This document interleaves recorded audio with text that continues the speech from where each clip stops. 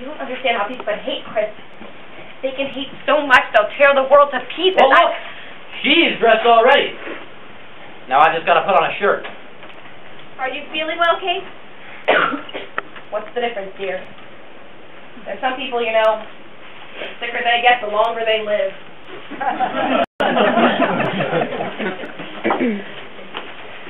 You look nice, wouldn't you?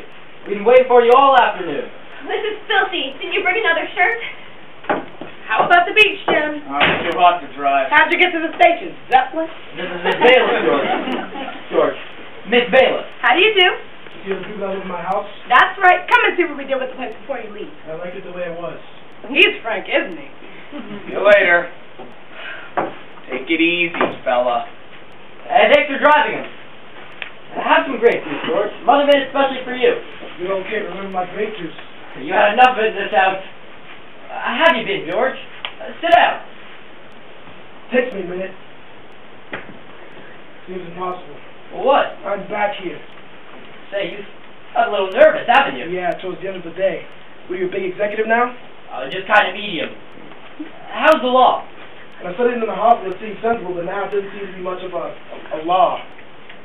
Trees got big, didn't they? What's that? Blew down last night. We had it there for Larry, you know. Oh, you're afraid you'll forget it? What kind of remark is that? When did you start wearing a hat? Today. From now on, I decide to look like a lawyer. Don't you recognize it? Why? It's your father's. He told me to wear it. How is he? He's gotten smaller. Smaller? Yeah, little. That's what happens to suckers, you know. Good thing I got to him in time. Another year, he'd be just a smell. Well, what's the matter, George? What's the trouble? The trouble is, once you make a suck out of someone, you shouldn't try to do it twice. What does that mean? You're not married yet, are you? George, will you sit down and stop? Are you married yet? No, I'm not married yet. Well, you're not going to marry him. Why am I not going to marry him? Because his father's destroyed your family. Now look, George! Cut short, Chris. Tell her to come with me. Let's not argue. You know what I have to say. George, you don't want to be the voice of God, do you? That's been the trouble all your life. You come bullying into things. You're a big boy now. Don't make statements like that. I'm a big boy now. Don't come bullying in here. If you've got something to say, be civilized. Don't civilize me. Are you going to talk like a grown man or aren't you? Don't be angry, dear. What's the matter? Now, what's happened? You kicked me when I left. My life turned upside down since then. I couldn't go back to work when you left. I had to tell Dad you were getting married. I mean, it seemed impossible not to. He loved you so much, Annie. I mean, we did a terrible thing. We can never be forgiven for that. Not to even send him a card on Christmas. You don't know what happened to that man. Oh, of course I know. You can't know. You wouldn't be here. Dad was there the day the foreman came and showed him the cylinder heads. They were coming out of the process with defects. There was something wrong with the process. So Dad called to Joe and told him to come down right away, but morning passed with no sign of Joe. So Dad called again. But by that time he had over 100 cracked. But the army was yelling at him for stuff and he had nothing to ship them. So Joe told him, on the phone he told him to cover up the cracks any way he could and ship them. Are you through now? I'm not through now. Dad was afraid. I mean, he wanted Joe there if he was going to do it. But Joe can't come down. He's sick. Sick. Suddenly he gets the flu. Suddenly. He promised to take responsibility. Do you understand what I'm saying? On a phone call, you can't have responsibility. In the court, you can always deny a phone call, and that's what he did. They knew he was a lie at first, but then they appealed. They believed that rotten lie, and Joe's the big shot, and your father's a pat. What are you going to do? Eat his food? Sleep in his bed?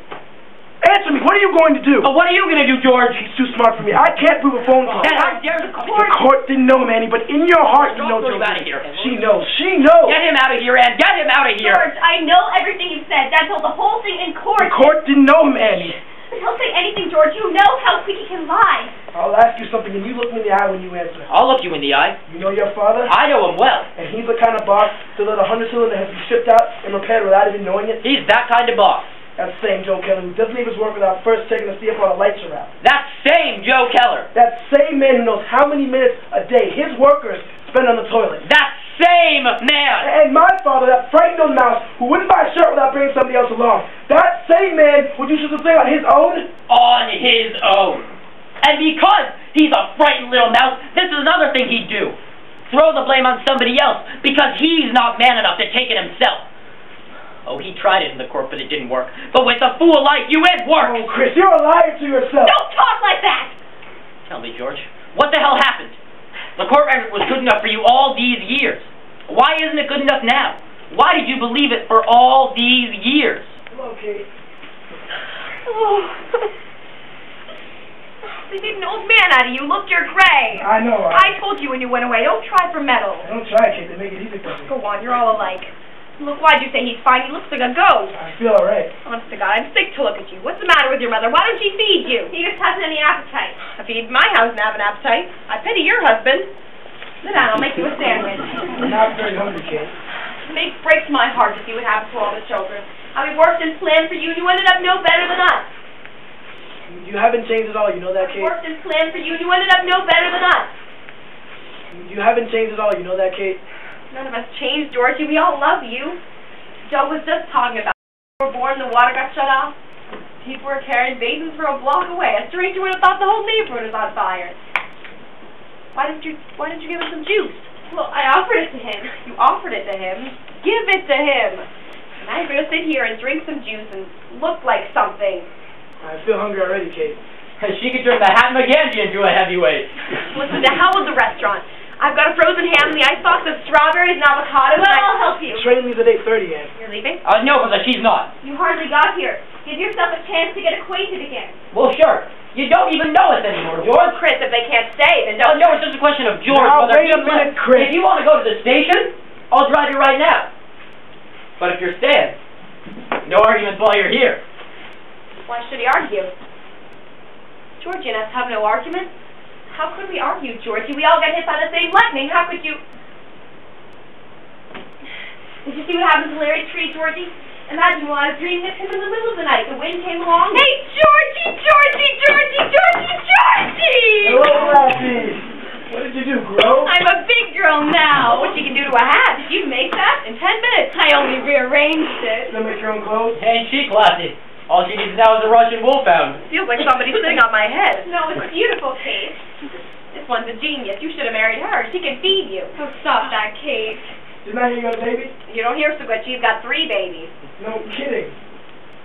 3? Yeah, it was 1, 2, 3. You've been away a long time, Georgie. I'm beginning to realize. The trouble with you kids is you think too much. Well, we think too. Well, yes, but not all the time. You never took Frank, eh? No, he was always 1 year ahead of the draft. It's amazing. When they were calling boys 27, Frank was just 28.